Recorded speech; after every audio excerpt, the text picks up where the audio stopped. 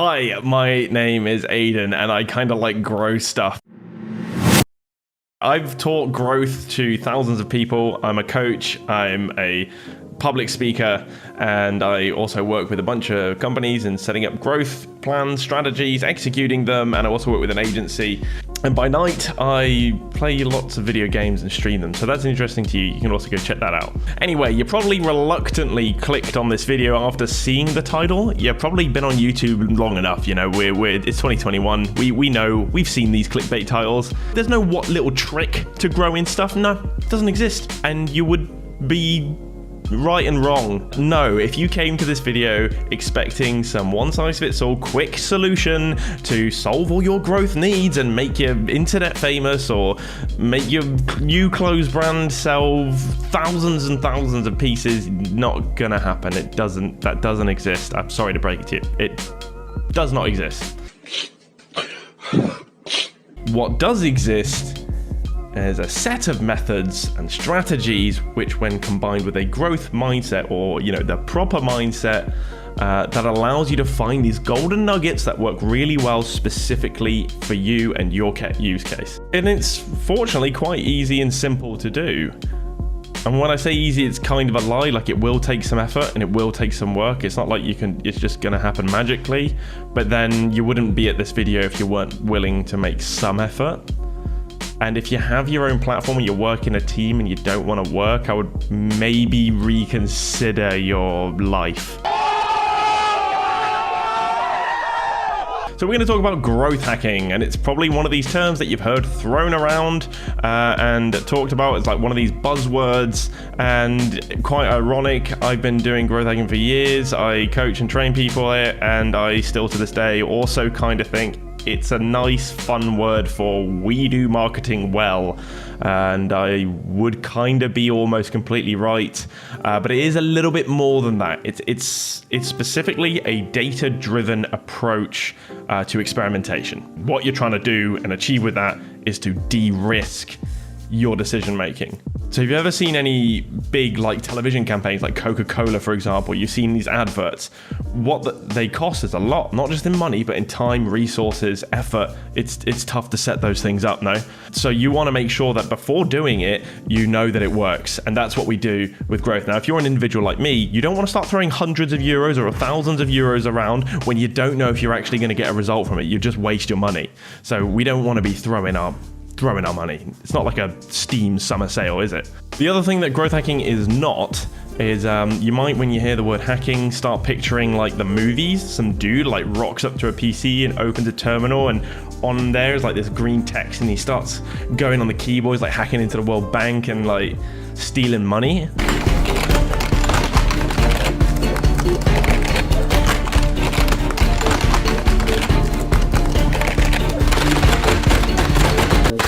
No, it's not the kind of hacking that we do.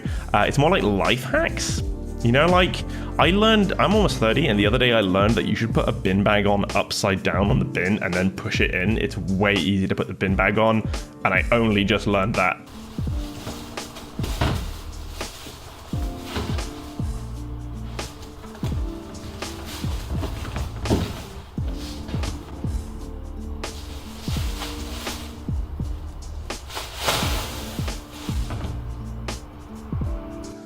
Basically, it's like that, but then for growth.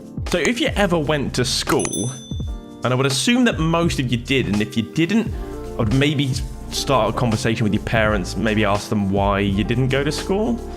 But I'm not going to tell you how to do your life, okay? But if you went to school, you would have learned, probably at quite an early age, the scientific method. I think they taught that to me when I was 11 or 12. I don't really remember. And I'm going to remind you, if you don't remember what the scientific method is, because I didn't. If you're like me, probably don't remember anything from school. The only thing I remember from school is some stuff I learned in geography. It was when cold air and hot, or was it hot? See, I don't remember shit. So just to remind you, the scientific method is observation, question, hypothesis. Looking at my notes, experiment, analysis, and conclusion. So the scientific method is like, I see a thing and I wonder if I do this thing with that thing, will this thing happen? And you then evaluate whether or not it does, right? And then you see the findings, right? That's the scientific method. It's quite simple when you put it like that. So the method to growth hacking is pretty similar, except there's 5 steps. The first step, and if you're a creative person a little bit like me, this is going to be the most fun part. It's the ideation phase. Gathering ideas. Some people use the acronym GROWS. I just call this stage idea time because it's like, yay, idea time. It's fun. And if you're one of these people that doesn't really come up with ideas very fluently or naturally, don't worry, because in growth hacking, any idea is a good idea. Like, honestly, any idea is a good idea. Anything. And to prove that to you, I've come up with an idea right now. To promote my YouTube channel, I'm going to go into the city and run around wearing a dinosaur costume, telling every single person, actually just literally yelling at them, telling them that my favorite food is peanut butter omelets. No one, has anyone ever had a peanut butter omelet? I don't think so. But that is, until proven it's a bad idea, it's a good idea. You get my point? You can set the baseline really low. I'll do that for you. I'll set the bar super low for you guys. So you can do better. You do better than that. This will bring you a problem though, because then you'll be like, oh, well, if it's that easy, I can come up with millions of ideas. Yeah, just like that. And so now I'm just wasting loads of time coming up with loads of ideas, and there's no way I'm going to test them all. How am I going to do that? Well, we fortunately have the next step is we have frameworks to rank our ideas. And when I say rank our ideas, we're not just gonna like write a list and go, I like this one best and this one sucks, so I'm gonna put it last. No, that would be subjective. We're gonna use some frameworks that make it a little bit more scientific. One of these frameworks is called the BRASS framework, and we use this for awareness and acquisition channels. If you don't know what awareness and acquisition is, it's sort of like when you make someone aware of your product, service, or you make them knowledgeable. You make them, they become aware. Another word from aware. When they find out about it. So you allow people to find out about your product, service, or your business, whatever it might be, whether you're a Twitch stream, esports org, or some other business, right? And then you want them to take X amount of steps. So in the BRASS framework, all those letters stand for something. B stands for blink.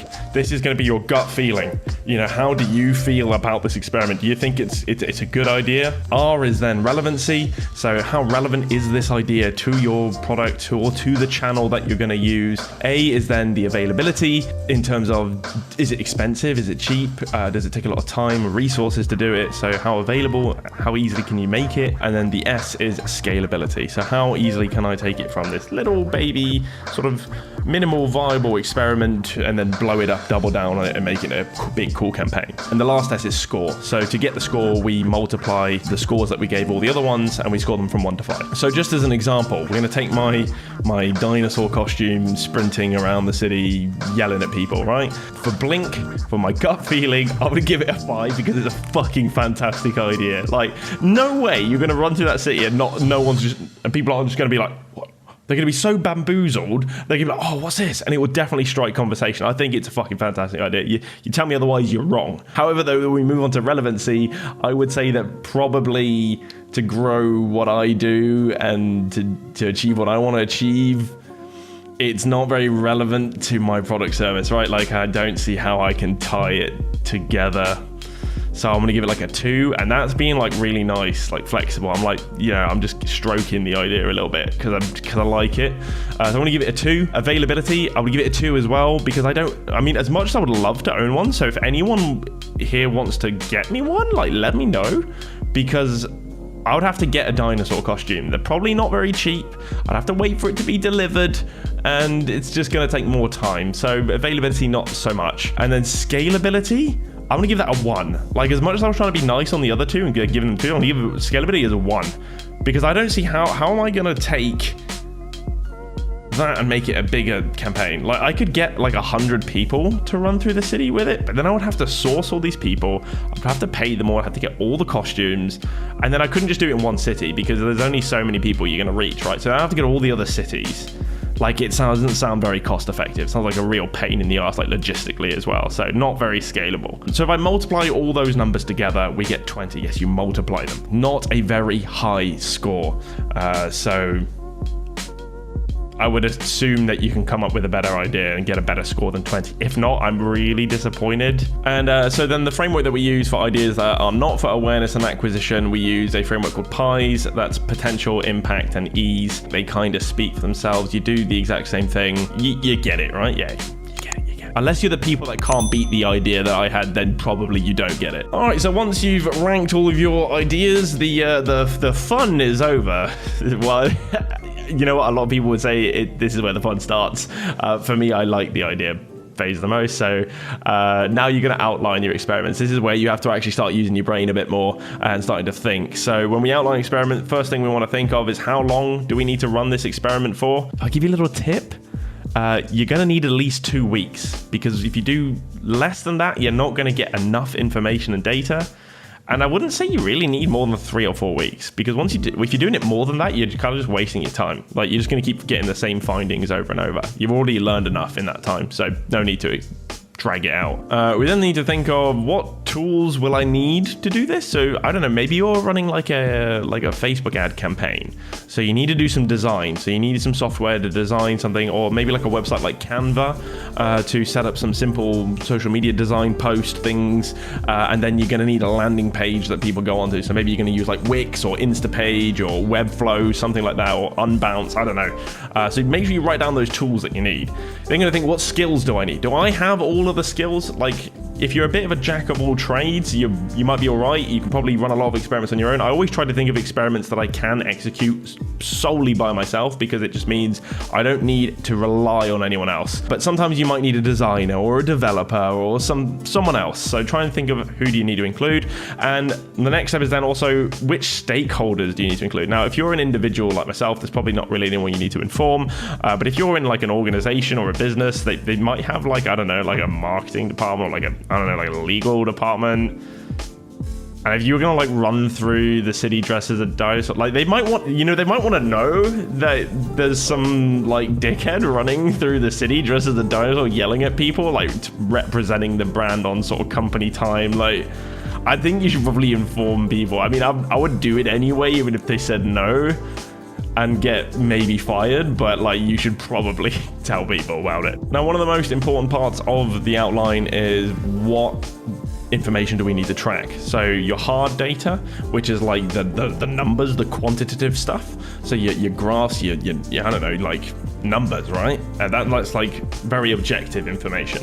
And then you have your soft data, which is like the more subjective information. So like, while both users end up at the same point, how did they get there and how did they differently do it, right? Like, so they both got the same success metric, but they did it in a different way.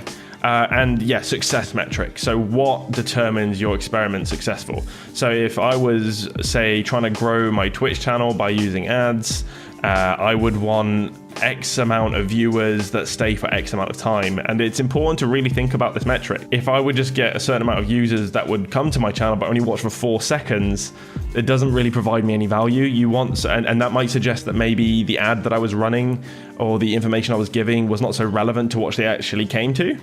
So they'll see one thing and then see another thing when they arrive, and they go, nah, this isn't what I wanted, and they click it off. So I want people to stay for a while. So try and think, what determines success for your experiment. And another thing you should probably think of is, how long is it going to take you to get it all set up? If it takes you more than 1 to 2 days, you're either overcomplicating the experiment or it's too technical and you should bin it. Like, it should not take very long to set it up. The biggest and the best companies, Amazon, Facebook, Netflix, they run thousands of experiments every day. Honestly, they're just bam, bam, bam, bam. Hung, hung, hung, hung. It was already supposed to happen. I don't know what kind of gun that is. No. Cool, so as a creative-minded person, it's probably the least fun part of the video and the process. Well, it doesn't really get much better, because now we get to the next step, and that is work, work, work, work. Work. You do work. If you came thinking you're gonna do all this stuff and you're not actually gonna do any work, and I'm sorry to disappoint, like, my bad, like, you actually have to do stuff. Yeah, this is the part where you execute the experiment, so you take everything you did in your outline and you actually do it. It speaks for itself. I don't know how else to explain it. So our one before last step is then to study the data. And this is the most important. Oh, I just told you the outline was the most important. Yeah, I lied. This is the most important. Like, I would say that outlining the experiment is like the prerequisite to this one. Well, then having said that, I guess if it's like steps, everything is a prerequisite, so everything at that point is the most important. But you get what I'm saying? Like, this is the point where you need to really spend the most time. Like, this is where it's like, okay, we're gonna learn what our experiment gave us. Did it work? Why did it work? What do we need to do to double down on it? Okay, it didn't work. Why didn't it work? Can we run it in a different way where it does work? If not, bin it. Create insights. You could make like a nice infographic. You could make graphs, or if you're like me, I just take notes. Sometimes you might want to put it in a PowerPoint. If you're working like an organization, or you got like a bigger team, or you've got like one of these rigid and reluctant bosses, like I've worked with the kind of guys that go, yeah, I'm not really going to give you a budget for marketing. Yeah, I want users for free.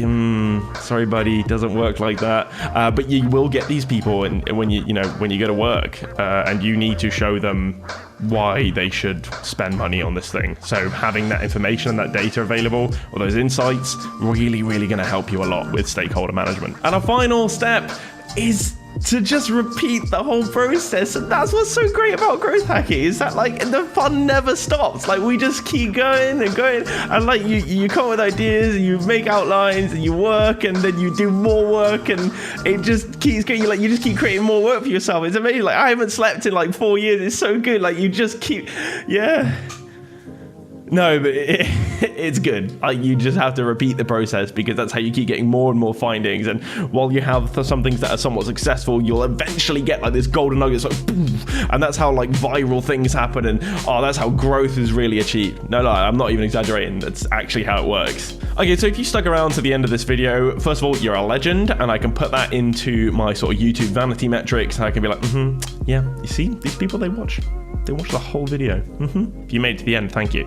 And at that point, you probably found it interesting enough that you should probably press the subscribe button and hit like the notification bell, because while this was sort of a long video, yes, this was a long video, wasn't it? It is also very brief introduction to growth hacking, because it's a very broad topic, and I'm going to be making lots and lots of videos to teach more in-depth things about every sort of stage and part of growth hacking and best practices, and I'm going to apply it to specific industries, use cases. I'm very much involved with esports, video games, Twitch streaming, stuff like that, so I'm going to try and apply it as much as I can to those industries, but anything that I teach here can really be applied to absolutely anything that you do. But yeah, so I think that's enough. I've been talking for a really long time, so I'm probably just gonna I'm gonna head out.